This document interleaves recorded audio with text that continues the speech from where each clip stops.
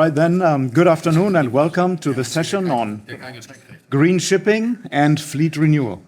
And it's a great pleasure to be here in Hamburg and a privilege to host this panel. A bit discipline, please. A little bit more. And we are going to have a very timely discussion on this subject matter. So fleet renewal and green shipping. And today with me we have Lucius Bunk to my left, and Lucius is managing partner at Auerbach Schifffahrt with a good sense for the market and in-depth knowledge of Chinese business culture. Auerbach is in process of renewing the fleet.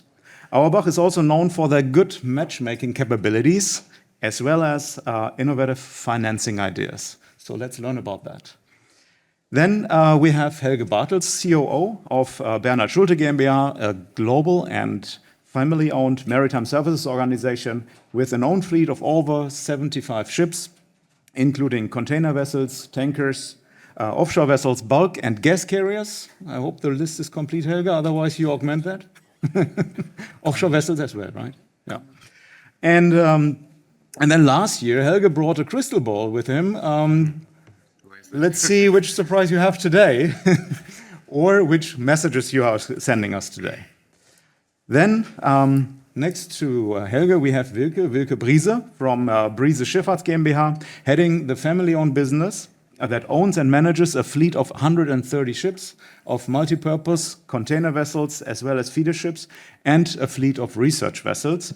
And with an order book of more than 30 ships, Briese is mastering the fleet renewal ahead of the wave.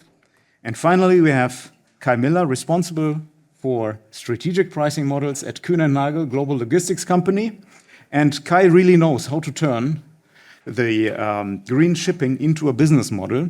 And you're basically helping the industry and the cargo coming together and make deals on green credentials.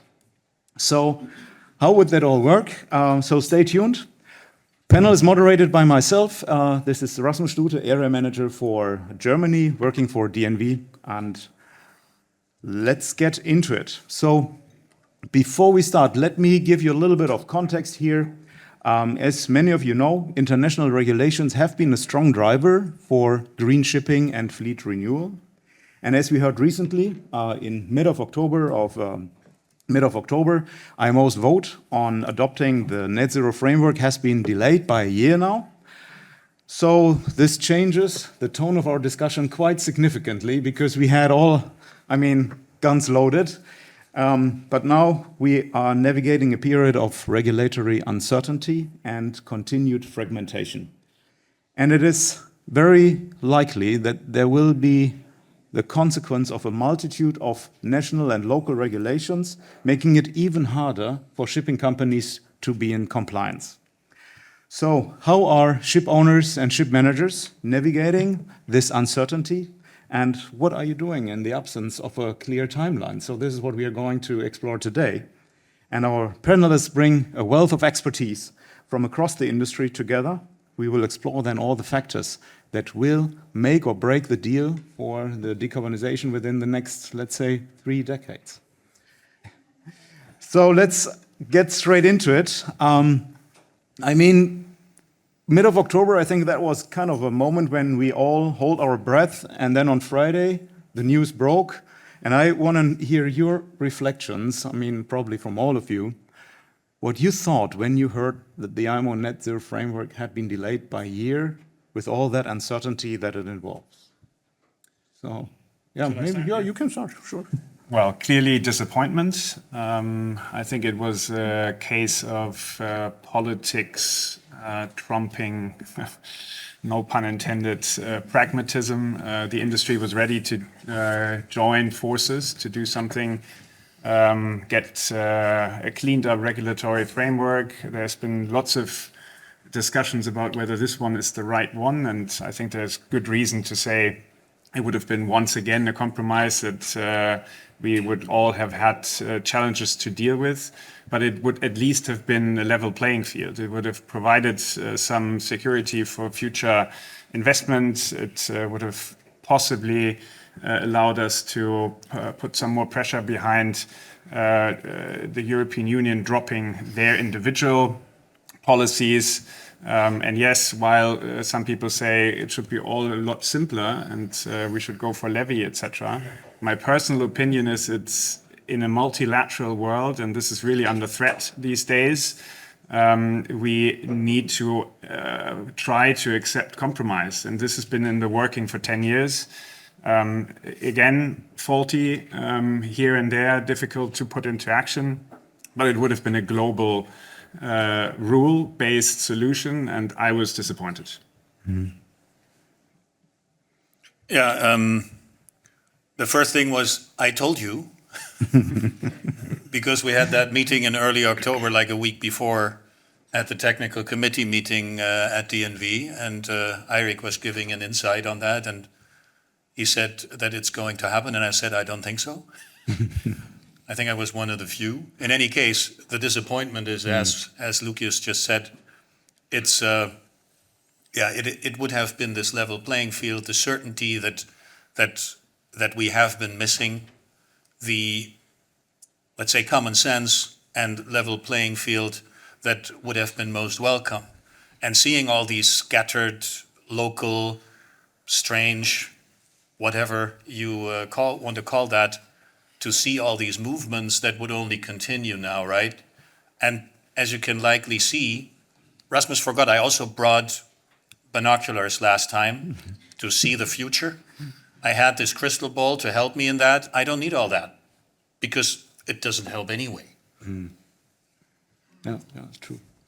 Yeah, I'm a bit of a skeptic of IMO net zero framework, and I'm also a skeptic about Fuel EU Maritime. And the reason being that this regulation is concerning the fuel standard, and the question is, of course, where does this fuel come from? And we can already see that with Fuel EU Maritime, there are basically two ways that are followed. On the one hand, we have the big liner companies which can afford LNG systems, which can live with the present regulation for the next 15 years at least. And then there's the rest, who at the moment purchases biofuels. So biofuels is basically the measure how to fulfill this regulation. And I asked in preparation of our panel, I asked our technical director to give me the proof of sustainability, which we have to get for each bunker stem. And out of these 64 proof of sustainabilities, mostly all of them, all of the food, all of the, what is it called, the feedstock is Chinese used cooking oil. And the question is, why is there so many Chinese used cooking oil? I asked myself, and because before a lot of palm oil was being used, but palm oil has a disastrous effect on the rainforests in Malaysia and also in Indonesia to make space for this energy plant. But what happened is that the Chinese government, they have huge contracts with these countries to import palm oil. And as soon as the palm oil sees the kitchen, it becomes used cooking oil. So, and then this used cooking oil is the cheapest biofuel in the market, and it is sold in the bunker places around the world. And that is actually the mechanism how it works right now. And I don't think that is a sustainable approach. And therefore, I believe we probably can be a bit happy that this regulatory framework has not come to action yet. That we first have to look on what are the consequences of Fuel EU Maritime, which are already visible, because this framework has a huge impact on the shipping industry, and many factors of these IMO NCF are actually not yet clear. It is not clear how the money collected will actually secure the build-up of the supply chain for new fuels. It is not clear if it would work, how it would work. And therefore, I think it's actually positive that we have a bit more time to look into the consequences of Fuel EU Maritime first, because before we globalize it and have a lot of effects we actually don't want to see. Oh, that's an interesting reflection. Thank you. Thank you, Wilke. So I think I had three thoughts when I heard that this decision was not made as expected, or it was, and I agree on that, kind of foreseeable then from the summertime that it's all but certain. So first thing is it was a total distrust in an organization. So what is the harm, the damage to IMO, and is actually the shipping industry better off with a strong regulator or not? The second one is what will happen to all the other ETS schemes globally. So there are 38 ETS schemes from UK to Turkey to China coming. So they represent 60% of global GDP. So there is a lot of pricing for carbon existing. So what will happen to that? And third, but not, most likely also controversially to be discussed is it a slow death or should it have been killed right away? So most likely something will come in 1 year, but it will certainly not look like it was designed now. And it was a very elegant way to come out of it. Mm-hmm. Yeah. I want to come back to Wilke, actually. So, Wilke, when you said that you are a little bit happy that there is a postponement so that we can better prepare and see what the impact of FuelEU Maritime is, so that the industry can also prepare for a more robust framework. But what will this postponement mean for your strategy? I mean, you're very active in fleet renewal and also in green shipping technologies, probably not so much, but will it have an impact on your strategy? And how will you play that out later then? Yeah, I don't think it will have such a big effect on our strategy because we have very small ships. If you compare it with the world fleet, then we are in the lower 10% bracket with 15,000 deadweight ton ships. And as I mentioned before, I see it that we have like two classes with this regulation. We have the big ships which can afford LNG, or they can afford ammonia. They can afford these very expensive systems that really can bring about a change. And I believe that should also be the starting point.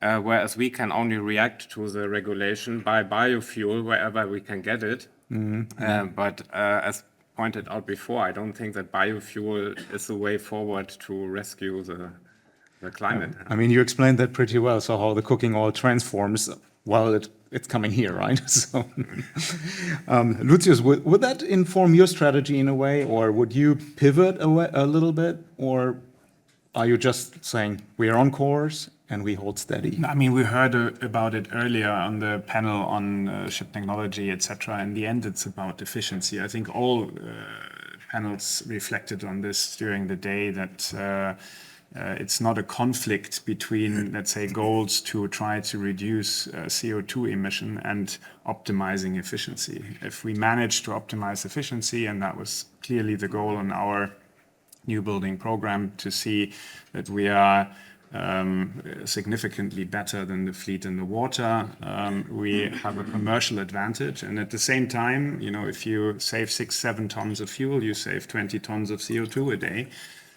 So it's something that doesn't change the strategy.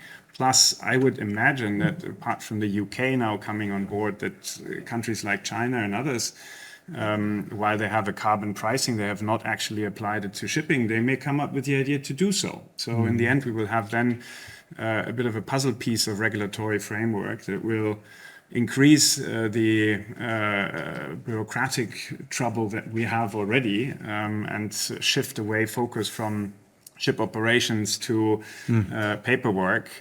So I fully agree with what Wilke has said. At the moment, it would have been very difficult to see how these bits and pieces then come into action. But at least, you know, you would have something global, and everybody would have to try to make it work. I'm a big skeptic that in 12 months' time we will have anything, to be honest, because what's happening at the moment is trying to destroy the entire process. In the sense that what used to be the case, we have tacit agreements that would allow for like a majority to agree and everybody else to be bound to it. They are now trying to move that to explicit. And if that goes through, well, I mean, then the IMO has been the IMO for the longest time. We won't have any global regulations going forward anymore. Yeah. So, I mean, now you just said we will keep our We will strategy, keep on, yeah. keep strategy, but then let me turn the question around. What would change your strategy? I want to hear that from Wilke, actually. Yeah, of course, it would change the strategy if we would have a functioning supply chain of renewable fuels. Yeah. So if such fuels would be available and they will make competitively sense, then this would bring about a change. But I think we are just far away from it yet. Yeah. And yeah, as mentioned, I'm a skeptic of biofuels. So we have to.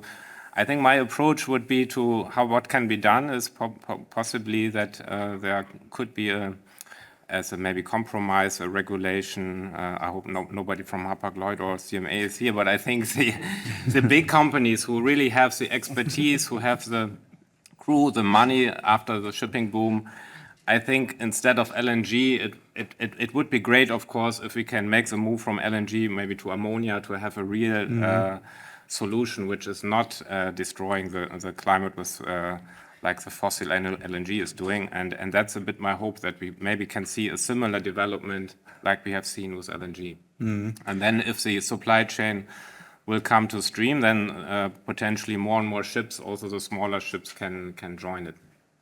I mean, Wilke, very good. And I just spotted Maximilian Rotkopf sitting here to the right-hand side, so he's listening in, I'm sure.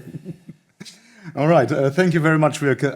I'd like to leave the strategy room for a bit and move a bit towards technology. Helge, your company is investing and continues to invest in new technology. Which tech space are you watching in order to increase efficiency or also to green your fleet? And what are your expectations? So what are you betting on? I wouldn't call it a bet, as we just learned that betting is a bit bad currently, at least not secure enough to found a family dynasty and continue to do so. We take pride in being a family-owned company that is there for decades and intends to be there for generations. So I wouldn't call it a bet. I would rather go for, well, we need to do a bit of both, right? We are not the big liners. We are not the hedging, whoever knows where their trades are going to be. So we have to be technology-wise open, and we also have to be adaptive of different technologies. So naturally, we are not betting on LNG, which means we have quite a number of vessels that are LNG propelled. We have just this year taken delivery of 2 methanol SOVs, and I'm very sure that we will continue our path for now on these 2 fuels. If you look at Asia and quite a number of methanol production facilities, I'm very sure that methanol will also take its path into the market. At the same time, LNG is something where you don't have to replace all the infrastructure.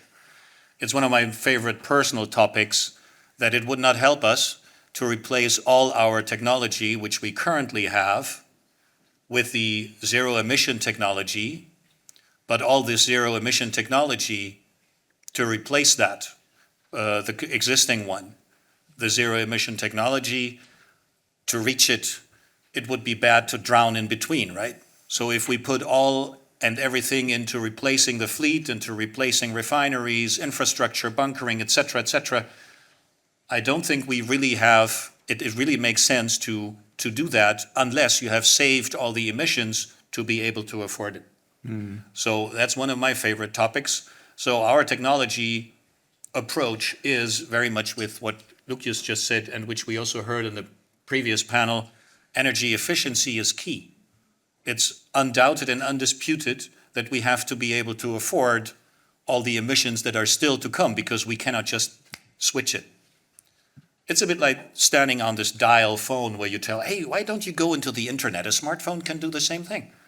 Well, the technical capabilities of these two are completely different. So we cannot replace in one go, and we cannot always talk about zero emissions. In between, there has to be much less emissions, much less emissions, and then we can afford what we are supposed to do. We spoke about technology now. Crew was the other topic that we touched on in the other panel. And Helge, I know that you are pretty an enthusiast on training the crew. So what potential do you see with the crew on energy efficiency and things like that? I think that, of course, crew is key to reach our goals, which is not reaching a goal. Basically, it's an everyday work. So that's the sad story about energy efficiency. You cannot just buy something and then you are energy efficient. It has to be energy efficiently operated. So in the nature of things, you need to save fuel today, you need to save fuel tomorrow, switch off the lights thereafter, etc., etc. And this is, sorry for that, outing myself as an engineer. I always love to buy a new stuff and then have this good little gadget, and it still doesn't save fuel because nobody knows how to operate it.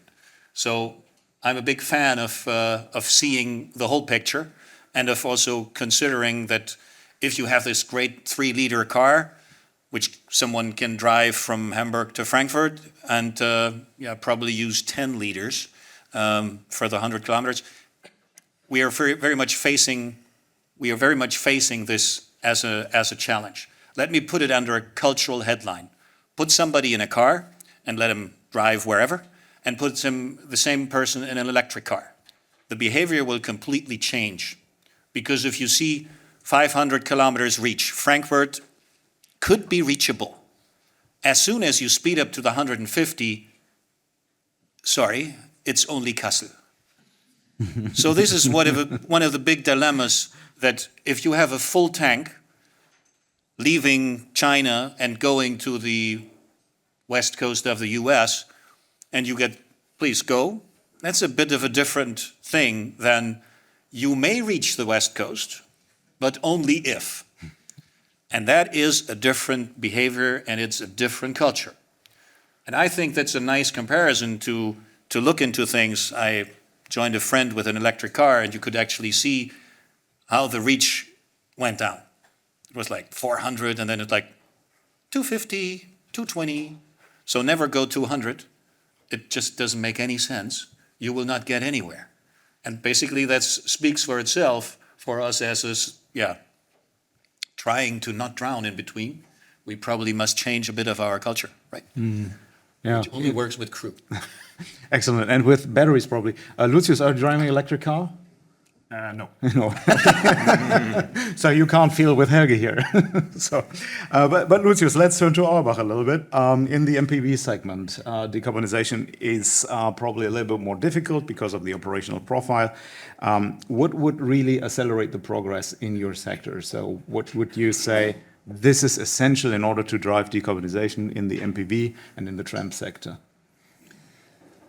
Well, I guess I have to reiterate what Wilke said earlier. I mean, the big trouble is that for the smaller units, specifically in the tram sector, at the moment we don't have enough fuel. I mean, if we look at away from biofuels and look into methanol and ammonia, and the lack of infrastructure and availability of fuels, and the big players trying to secure also forward these fuels and are also consuming a lot more on each individual vessel than we do on the smaller ones.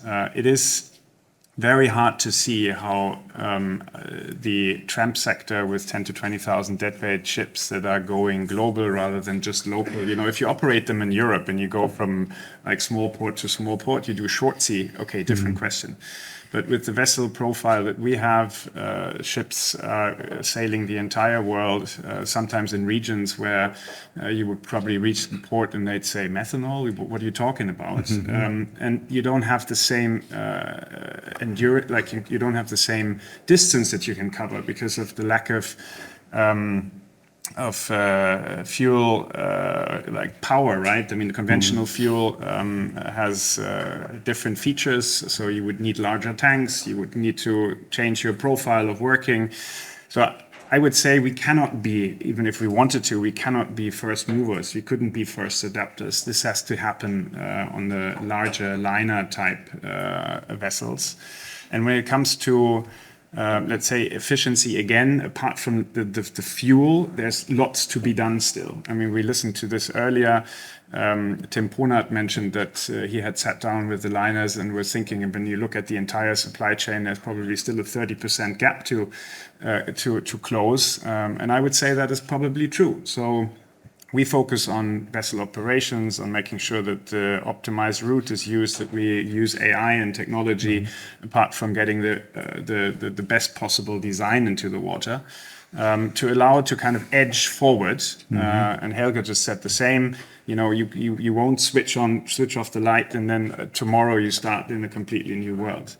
The vessels are future-proof in the sense that we chose a main engine that can be retrofitted going forward, which is not the same as saying we are methanol ready. I mean, lots of people are trying to market that, but it means that if in 10 years' time you have a global infrastructure that allows for bunkering methanol, well, you know, we may be also in a position to say we take that additional money in hand and retrofit on the second-class renewal, and we're there and ready to change course.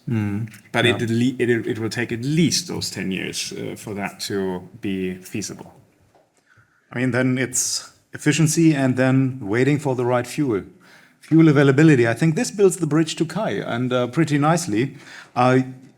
As mentioned earlier, you're responsible for strategic pricing at Kuehne Nagel, the global logistics company. Can you give us a little bit of an insight into your work and also explain how you're connecting decarbonization with the cargo? So, because this might be kind of a stepping stone. Sure. So what I'm building since more than 8 years now for Kuehne Nagel is commercial products around the container. There's either a fixed bunker model or now a pricing scheme for the regulatory part and a solution to it. So what we basically do is we measure the CO2 and deduct all the regulatory elements, the CO2 value.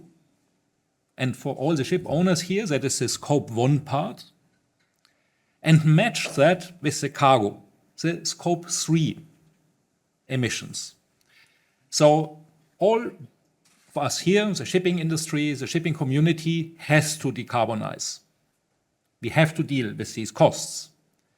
The people on the cargo side do it mainly voluntarily or have incentives from banks, for example, if they can prove that they decarbonize, they get better interest rates, investment funds, green investment funds, say we provide ESG financing at a better interest rate, what will allow investments to be made into greener fuels or getting cargo transported a little bit more expensive. Because let's face it, at the moment we only have the biofuels, the Eucromy, the FAME products available, which are more expensive than the conventional fuel. I checked the price for 1 European emission allowance this morning. It's around $90. So you need more than 3 of these allowances for 1 ton of fuel.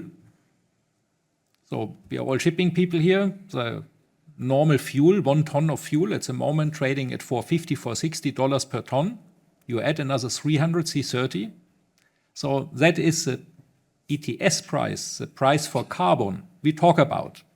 So it makes a hell lot of sense to share the cost between scope 1 and scope 3 emissions. We as Kuehne build a platform to match that.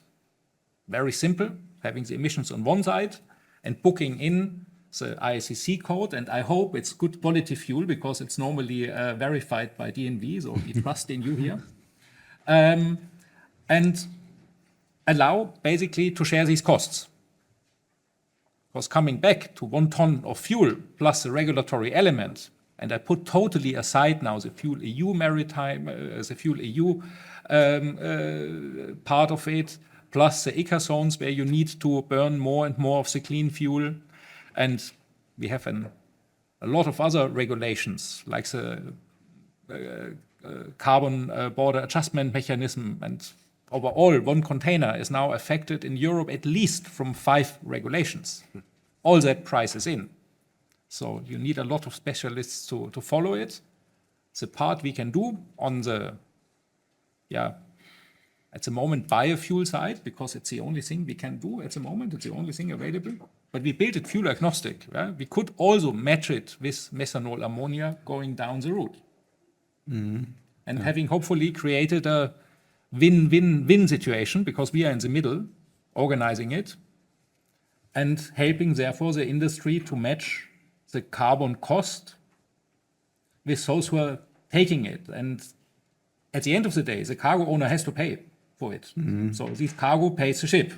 That is, it's the end, quite logical element in it. But if you have it structured as one lump sum, those on the other side can put it into their sustainability report, go to the banks, rather than having one little line item on a cargo invoice. So organizing that way allows to benefit all involved parties to work with this price for carbon.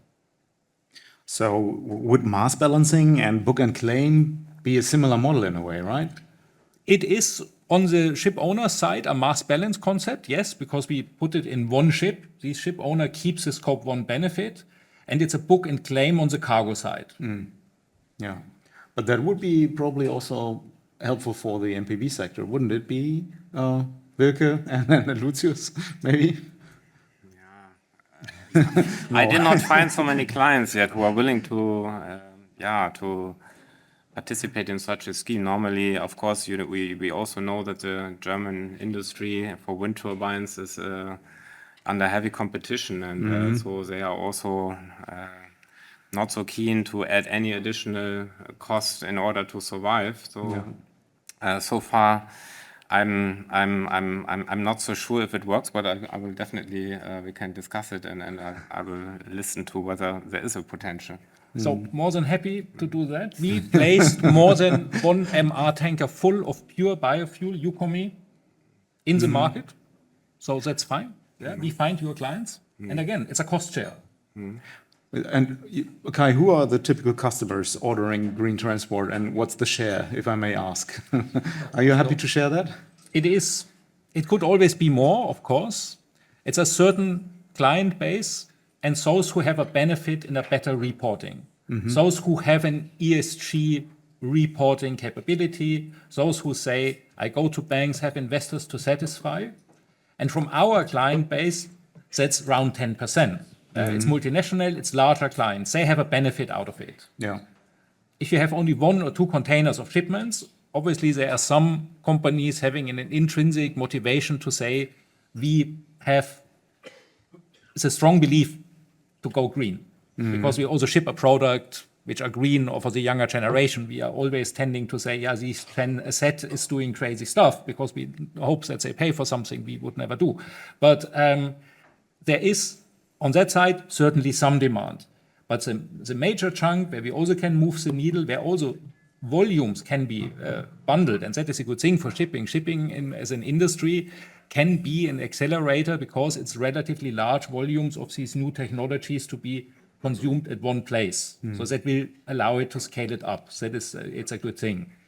And these larger corporations we talk to, they are willing to pay, because again, they have either an increased brand value, they can reach a certain different target group for certain products, and the ESG financing element, what in US dollars and cents will pay it back to them. All right, yes. Interesting to hear about this, let's say, business model. And talking about business model, Lucius, what do you think? Has green shipping the potential, or also, green shipping the potential to create a new business model, or even challenging existing ones? So will there be a fundamental change in how you do business? No, I think I can just reiterate also what has been said before. It's all about operational efficiency and that, let's say, green aspect of it, which makes it more expensive now in parts of the world because CO2 is priced, increases the gap between those that are efficient in terms of fuel consumption versus, let's say, those that are not. So we have an additional advantage, but it still holds true that irrespective of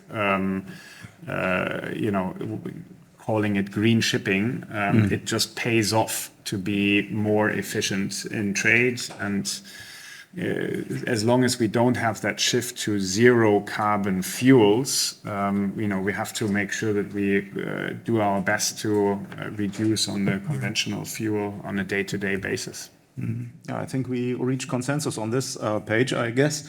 All right. Before I come to my last question, I would like to open the panel to all of you. So, do you have any questions to all the panelists? Because it's a rare opportunity to have such a condensed competence in one room. I guess you can raise your hand if you want. Otherwise, I will continue with my question.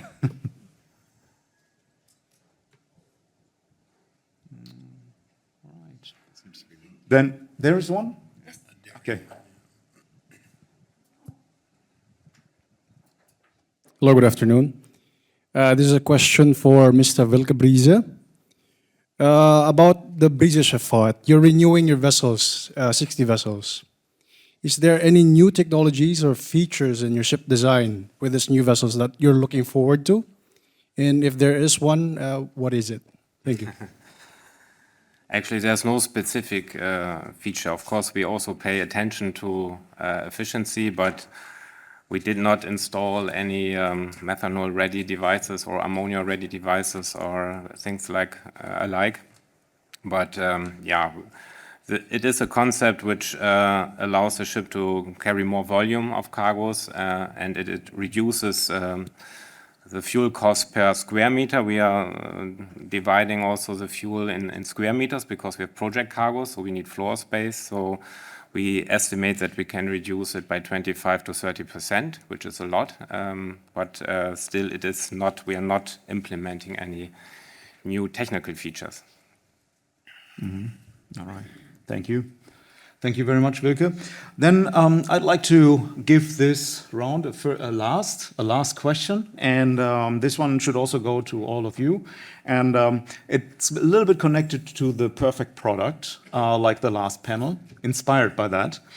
So what would the perfect ship look like in 2040, 2050? 2 sentences. I would imagine the ship from the outside would still look pretty much the same. And on the inside, it would hopefully, given that we by then have the global infrastructure available to burn alternative fuels, it would look very different, i.e. Would allow for net zero consumption. Okay. Helge, you're next. You agree with me? Well, of course, I agree with Lucius. My perfect ship would probably look like the perfect project that we just heard about. Everybody would make more money, be happy with it, crew safe, highly energy efficient, hardly any emissions. But it sure sounds a bit like the dreamt world of tomorrow. So I think if we are in the area of 30% less, that would be quite impressive. Great. Yeah, of course. I think technically, it possibly it is there's potential for crewless vessels. I think so. We see that also in inland transportation already coming up. But I don't know even if I want to have a vessel without a crew. I can hardly imagine it, and it will basically also destroy the culture of the seafaring. The seafaring culture, but potentially we will see that.